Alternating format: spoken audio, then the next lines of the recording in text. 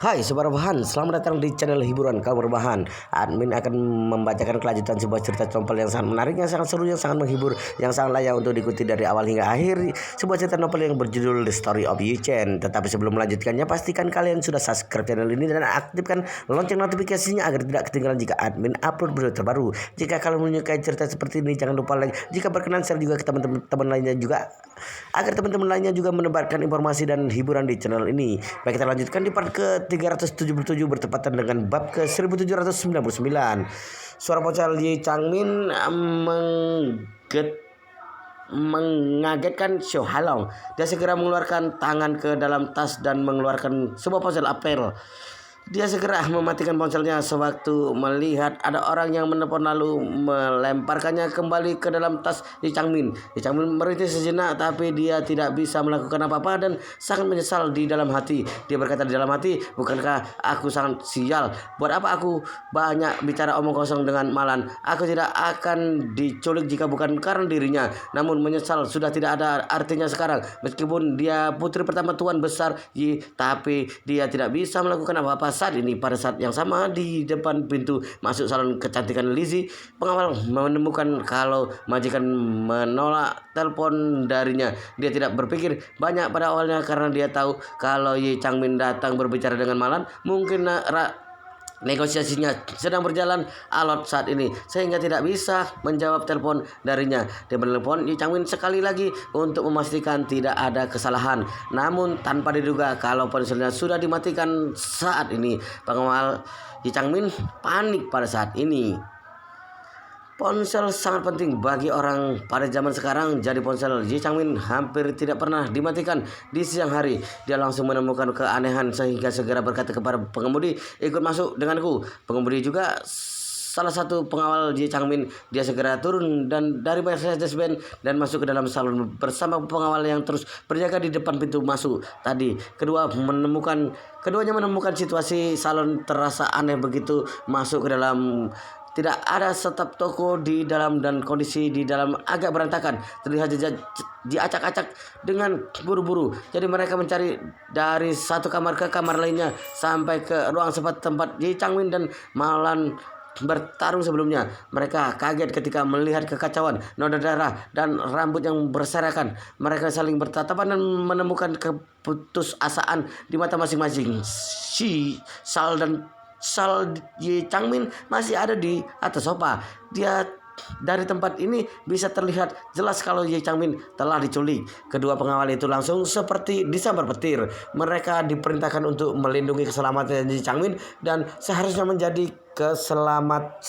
menjaga keselamatan Yi Changmin dengan nyawa mereka. Namun tidak diduga Yi Changmin diculik di dekat mereka. Salah seorang berkata dengan putus asa, "Gawat, gawat, ini adalah kesalahan besar karena tidak bisa melindungi majikan." Satu orang lainnya juga berkata dengan putus asa, "Ini tidak seharusnya terjadi. Nona besar tiba-tiba memutuskan akan mencari Malan sehingga berita ini tidak mungkin bocor. Kita juga tidak diikuti selama perjalanan. Siapa yang akan menculiknya? Ini tidak masuk akal." Aduh, kamu masih sudah membicarakan masuk akal atau tidak? Hal yang paling penting saat ini adalah menemukan Nona besar terlebih dahulu. Lebih baik kita menelepon Chen Jekai.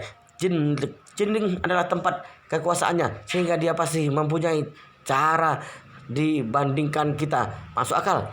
Orang itu berkata dengan segera mengeluarkan ponselnya untuk menelepon Chen Jekai. Chen Jekai sedang berada di rumah sakit untuk menjenguk karyawan yang keguguran karena Yi Changmin. Tendangan Yi Changmin bukan hanya membuat karyawan wanita itu keguguran, tapi juga menyebabkan karyawan wanita itu mengalami pendarahan. Untung saja nyawanya masih bisa diselamatkan dan sudah melewati masa kritis untuk sementara. Chen Jekai sangat marah ketika mengingat sikap Yi Changmin yang sombong. Namun dirinya yang hanya sebagai anak buah keluarga Yi tidak berhak menyalahkan Yi Changmin. Jadi dia hanya bisa menghibur karyawan wanita itu dan menyuruhnya beristirahat dengan baik. Chen Jekai menghela napas sewaktu keluar dari kamar pasien. Teleponnya berbunyi ketika dia sedang bertanya-tanya kapan Yi Changmin akan pergi. Itu adalah telepon dari pengawal Yi Changmin. Chen Jekai menjawab teleponnya. "Halo, aku Chen Jekai." Terdengar suara panik yang hampir menangis dari sisi telepon. Direktur Chen, terjadi masalah besar. Janjakai mengerutkan alisnya dan bertanya, apa yang telah terjadi? Kenapa kamu panik seperti ini?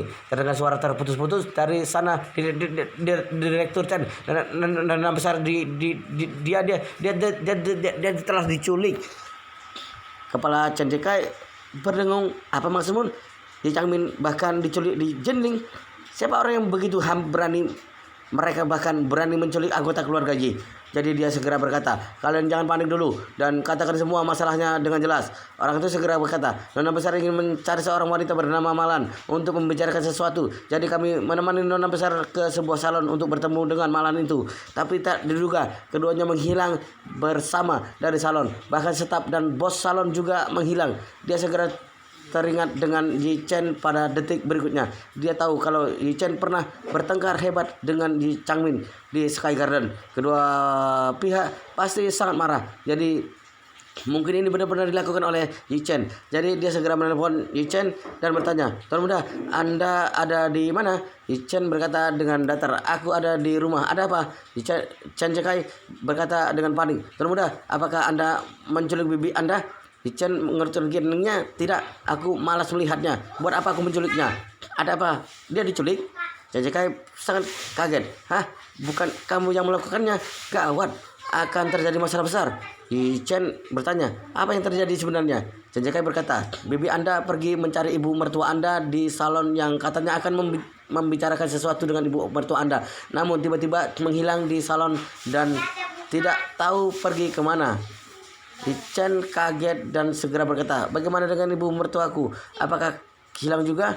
Apakah kamu tahu apa yang dia katakan kepada ibu mertuaku?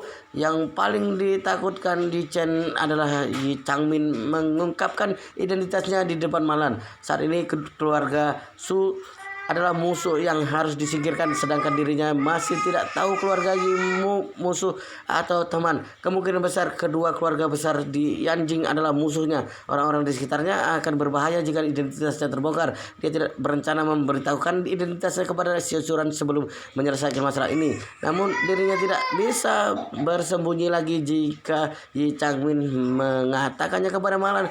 Chen Jika juga bisa mendengar kalau Yi Chen agak cemas dengan masalah ini, sehingga dia segera bertanya, Tuan Muda, aku juga belum tahu spesifik masalahnya saat ini. Aku tidak tahu apa yang dikatakan bibi Anda dengan ibu mertua Anda. Mereka berdua diculik saat ini, dan hal yang paling penting saat ini adalah menemukannya dulu. Yi Chen mengangguk dan berkata, kamu telepon Hongwu karena anak buahnya ada di seluruh Jinling. Seharusnya bisa mendapatkan sedikit petunjuk. Dengan adanya perintah dari Yi Chen, maka semua orang dunia bawah tanah di Jinling hampir bergerak bersamaan. Hongwu bahkan keluar secara pribadi untuk mencari Malan bersama anak buahnya. Xiao Hailong tidak tahu semua ini.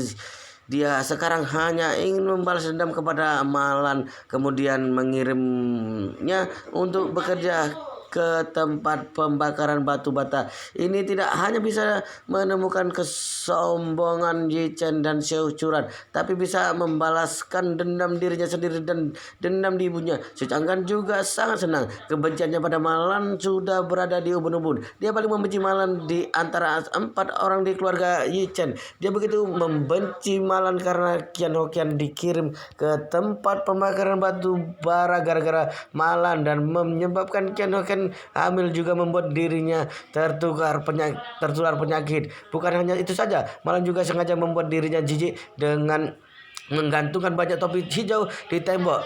Topi hijau artinya diselingkuhi, sehingga dirinya tidak akan pernah melupakan luka yang diberikan oleh Qian Hoqian. Dendam ini terus bertambah dalam dan tidak bisa digambarkan lagi. Pada saat ini ayah, anak, dan kelompoknya membawa Malan dan Yi Changmin ke gudang terlantar yang ada di pinggiran kota. Karena gudang itu sangat besar, maka mobil Pan bisa langsung masuk ke dalam. Begitu mobil berhenti, Xiao Hailong segera turun dan menyeret Malan keluar. Xiao Changgan melihat Malan yang ada di lantai sambil tersenyum dingin dan berkata, Malan, mungkin dalam mimpi pun kamu tidak menyangka akan seperti hari ini, bukan? Malan sangat ketakutan, tapi dia tidak bisa bicara karena mulutnya tersumbat dan hanya bisa merintih. Xiao Changkan langsung menarik handuk di mulutnya. Malan segera berkata, "Xiao Changkan, kamu sudah bosan hidup. Kamu berani menculik aku. Menantuku Zichen akan memukulmu." Aduh, Xiao Changkan mengangkat tangan dan menampar Malan lalu berkata dengan sedih, "Kondisimu sudah seperti ini. Kamu masih pamer di depanku. Apakah kamu pikir dirimu sedang berada di teras rumahmu?" Malan adalah orang yang tidak terima ditindas. Dia langsung marah karena Xiao Changkan berani menamparnya. "Xiao Changkan, kamu tunggu saja. Menantuku mengenal banyak orang terkenal di Jining. Dia akan membalas kalian menanti." Xiao Changkan tertawa dan berkata, "Kamu masih berharap Zichen datang memberi pelajaran pada kali ini? Aku beritahu kamu kalau ada dua tujuan menculikmu ke sini. Pertama, aku akan meminta beberapa pemuda bermain denganmu dan mengambil video untuk disebarkan di internet untuk membuat namamu dan nama keluargamu rusak. Yang kedua, aku akan mengirimmu untuk bekerja sepanjang hidupmu di pembakaran batu bara. Aku akan membalas ratusan kali lipat dengan apa yang kamu lakukan kepada Ken Hoken dulu." Malan sangat ketakutan ketika dia mendengarnya. Dia benar-benar tidak menyangka kalau Xiao Changkan memiliki rencana jahat seperti ini. Jadi dia langsung takut dan tersedak. "Kakak, kamu tidak seharusnya membenciku seperti ini. Bukan aku yang mencelakai kakak ipar waktu itu, tapi kakak ipar yang ingin mencelakaiku. Kalau kalian tanyakan pada diri kalian sendiri saja. Aku tidak akan melawan kalian jika bukan karena kalian yang ingin menipu uangku dan pila menantuku." Xiao Changkan mengangkat tangan dan menamparnya lagi, lalu berteriak marah, "Lalu apa maksudmu dengan menggantung begitu banyak topi hijau di teras rumahmu?" Wow, luar biasa sekali guys, ceritanya sangat seru, sangat menarik, sangat menghibur, sangat luar biasa. Tetapi sepertinya kita akan hentikan video ini di sini dan kita akan melanjutkan di part berikutnya di video selanjutnya.